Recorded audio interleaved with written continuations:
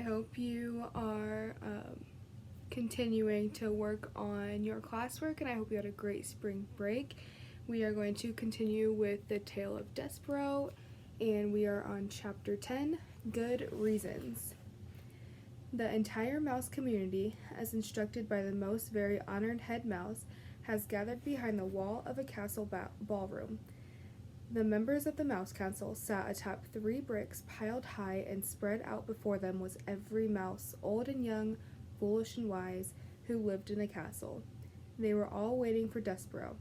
"Make way," said Furlough. "Here he is. I've got him. Make way." Furlough pushed through the crowd of mice. Despereaux clung to his brother's tail. "There he is," the mice whispered. "There he is. He's so small. They say he was born with his eyes open." Some of the mice pulled away from Despereaux in disgust, and others, thrill-seekers, reached out to touch him with a whisker or a paw. The princess put a finger on him. "They say that he sat at the foot of the king. It is simply not done," came the distinctive voice of Despereaux's Aunt Florence. Make way," shouted Furlough. "I have him right here. I have Despereaux Tilling, who was called to sit with the Mouse Council." He led Despereaux to the front of the room. "Honored members of Mouse Council," shouted Furlough, "I have brought to you Despereaux Tilling, as you requested, to sit with you." He looked over his shoulder at Despereaux. "Let go of me," Furlough said. Despereaux dropped Furlough's tail. He looked up at the members of the Mouse Council. His father met his gaze and then shook his head and looked away. Despereaux turned and faced the sea of mice. "To the dungeon," a voice cried out. "Straight to the dungeon with him." Despereaux's head, which had been full of such delightful phrases such as "happily ever after" and "lovely ears" and "I honor you," suddenly cleared. "Straight to the dungeon," another voice shouted. "Enough," said the most very honored head mouse. "This trial will be conducted in an orderly fashion. We will act civilized." He cleared his throat. He said to Despereaux, "Son, turn and look at me." Despereaux turned. He looked up and into the head mouse's eyes. They were dark eyes, deep and sad and frightened. And looking into them, Despereaux's heart thudded once, twice. "Despereaux Tilling," said the head mouse. "Yes, sir," said Despereaux. "We, the 14 members of the Mouse Council, have discussed your behavior.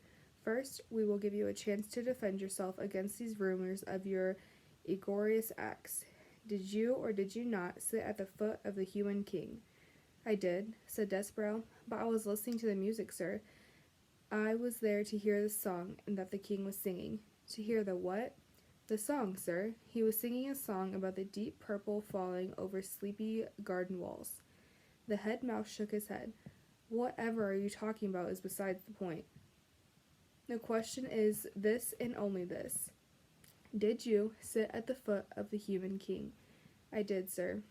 The community of mice shifted their tails and paws and whiskers. They waited. "And did you allow the girl human, the princess, to touch you?" "Her name is P." "Never mind her name. Did you allow her to touch you?" "Yes, sir," said Despereaux. "I let her touch me. It felt good." A gasp arose from the assembled mice. Despereaux heard his mother's voice. "Mon Dieu, it is not the end of the world. It was a touch. What of it?" "It is simply not done," came Aunt Florence's voice from the crowd.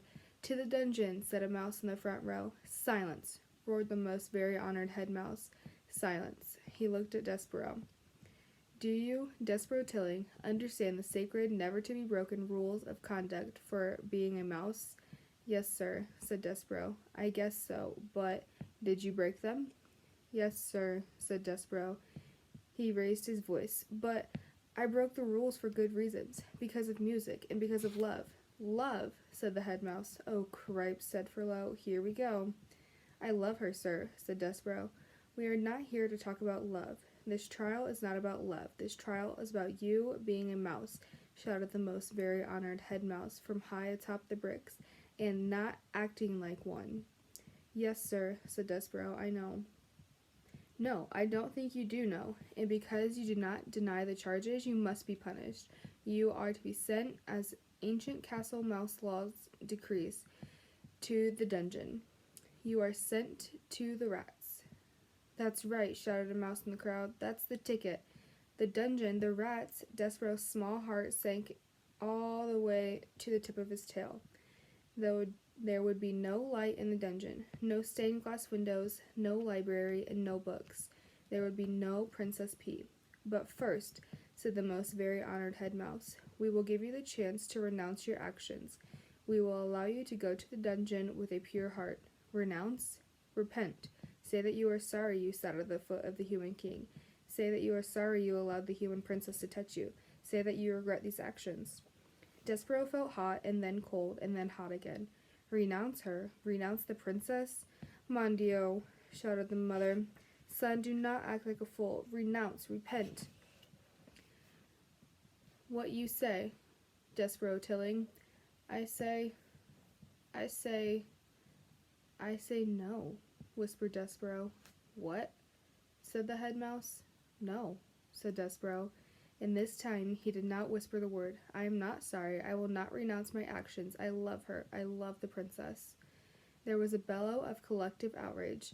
The whole of the mouse community surged toward Despereaux. The mice seemed to become one angry body with hundreds of tails and thousands of whiskers in one huge, hungry mouth, opening and closing, saying over and over and over again, "To the dungeon, to the dungeon, to the dungeon." The words pounded through Despereaux's body with each beat of his heart. Very well, said the most very honored head mouse. You will die, then, with a black heart. Threadmaster, he called, bring out the thread. Despereaux marveled at his own bravery. He admired his own defiance. And then, reader, he fainted. Chapter 11. The Threadmaster Cometh. When Despereaux came to, he heard the drum. His father was beating a rhythm that had more boom and much less tat. Together, Lester and the drum produced an ominous sound that went something like this. Boom, boom, boom, tat. Boom, boom, boom, tat. Make way for the thread, cried a mouse who was pushing a wooden spool of red thread through the crowd. Make way for the thread. Boom, boom, boom, tat went the drum. To the dungeon, shouted the mice. Despereaux lay on his back, blinking his eyes. How, he wondered, had things gone so terribly wrong? Wasn't it a good thing to love? In the story in the book, love was a very good thing.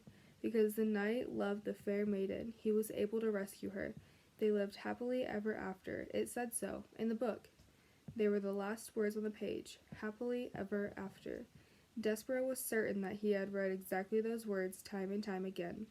Lying on the floor with the drum beating and the mice shouting and the threadmaster calling out, Make way, make way. Despereaux had a sudden, chilling thought. Had some other mouse eaten the words that spoke the truth? Did the knight and the fair maiden really not live happily ever after? Reader, do you believe that there is such thing as happily ever after? Or, like Despereaux, have you too begun to question the possibility of happy endings? Happily ever after, whispered Despereaux. Happily ever after, he said again as the spool of thread came to a stop beside him. The thread, the thread, the thread, murmured the mice. I'm sorry, said the mouse behind the spool, but I have to ask you to stand up. I have to do my job. Despereaux got to his feet slowly. On your hind legs, please, said the threadmaster. It's the rules. Despereaux stood on his hind legs. Thank you, said the mouse. I appreciate it. While Despereaux watched, the threadmaster unwound the length of red thread from the spool and tied it in a loop. Just enough for the neck, muttered the mouse. No more, no less. That's what the last threadmaster taught me. Enough thread for the neck. He looked up at Despereaux and then back down at the loop of the thread. And you, my friend, have a small neck. The threadmaster raised his arms and put them around Despereaux's neck. He leaned in close, and Despereaux smelled celery.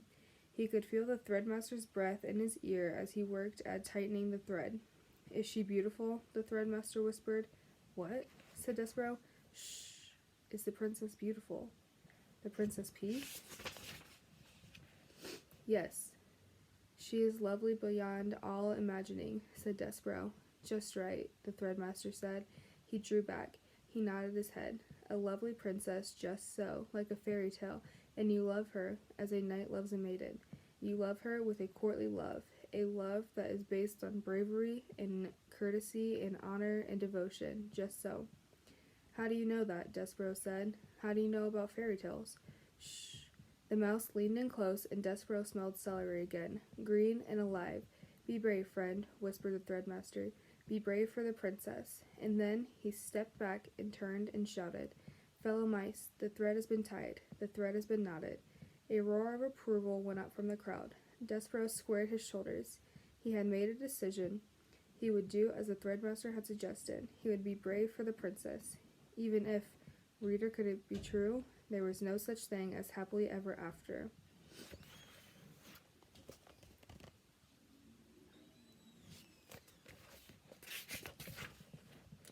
Chapter 12. Adieu. The sound of the drum changed again. The final tat disappeared and became nothing but boom.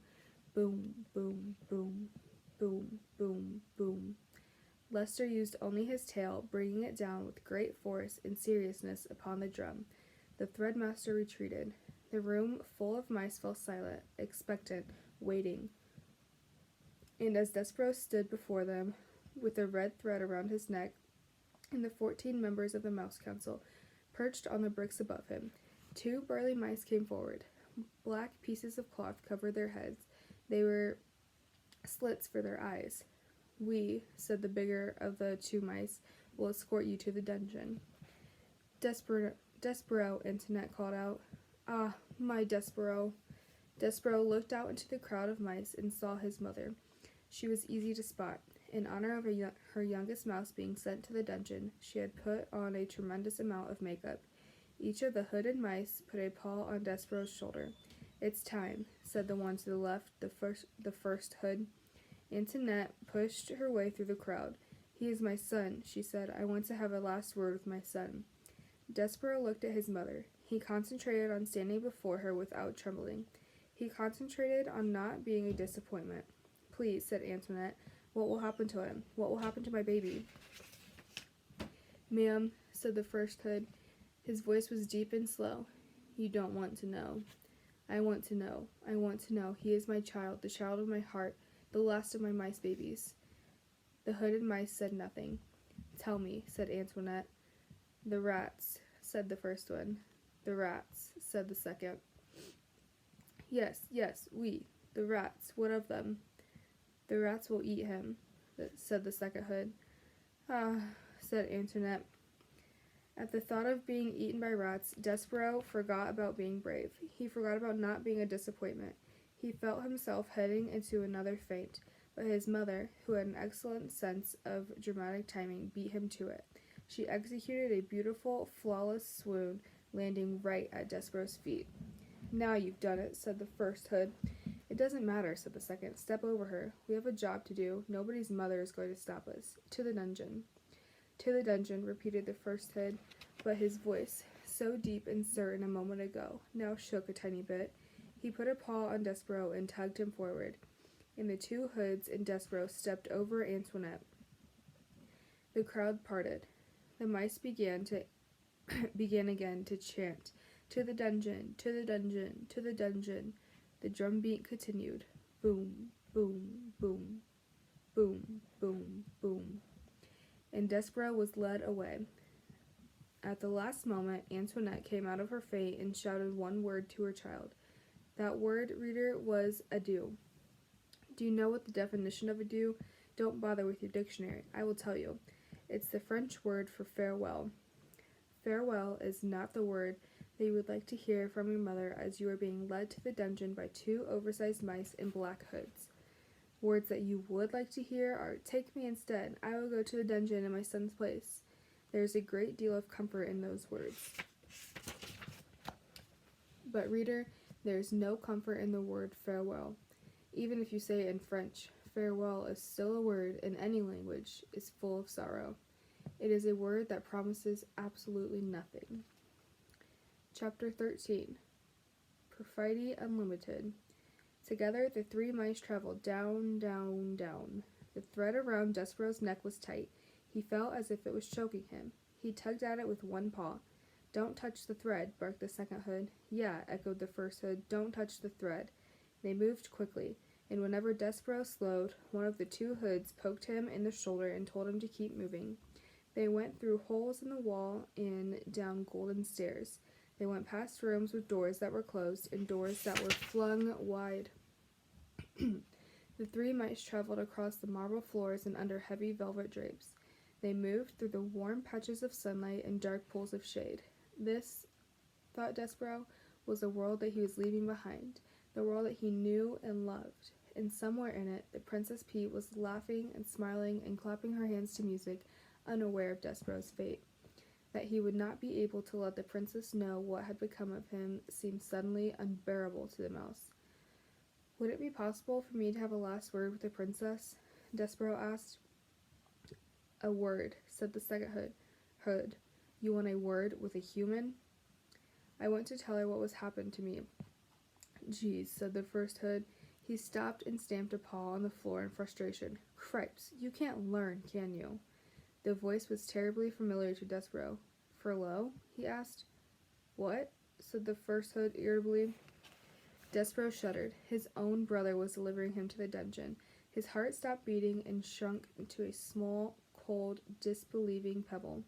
But then, just as quickly as it leapt alive again, beating with hope, "Furlough," Despereaux said, and he took one of his brother's paws in his own. "Please let me go. Please.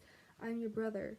Furlough rolled his eyes. He took his paw out of Despereaux's. "No," he said. "No way."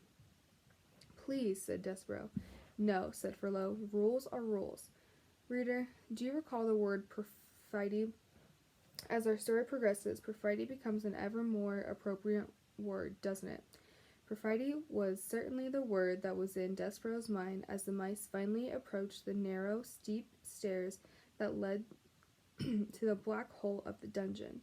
They stood, the three mice, two with hoods and one without, and contemplated the abyss before them.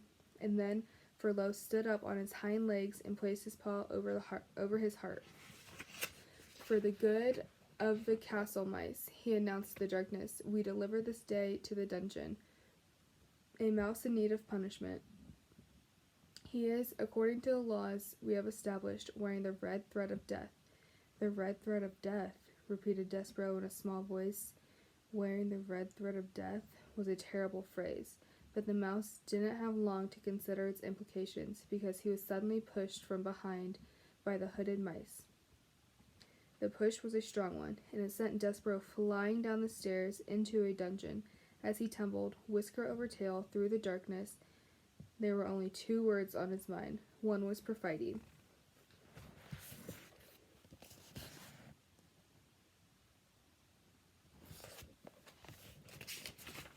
And the other word that he clung to was pea. Perfidy, pea, perfidy, pea. These were the words that pinwheeled through Despereaux's mind as his body descended into the darkness. Okay, so we're going to stop there today, and I hope you guys email me with any questions you have, and I miss you so much. Please be on the lookout for Zoom chats from Mrs. Schaefer or me or Mrs. Hopper. Like I say in every video, please email me with any questions you have, and I will get back to you as soon as possible.